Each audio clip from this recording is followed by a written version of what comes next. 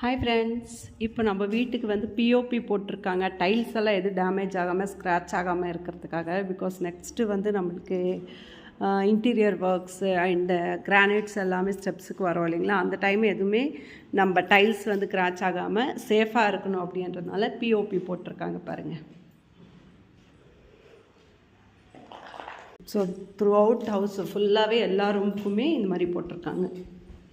Even though பாத்ரூமுக்கும், ஏன்னா அங்கேயும் damage ஆகக்கூடாது இல்லைங்களா. அதனால் பாத்ரூமில் நிறைய ஃபிட்டிங்ஸ் எல்லாம் பண்ணணும் இல்லைங்களா. அதனால் அந்த டைமுக்கு ரொம்ப சேஃபாக இருக்கும்.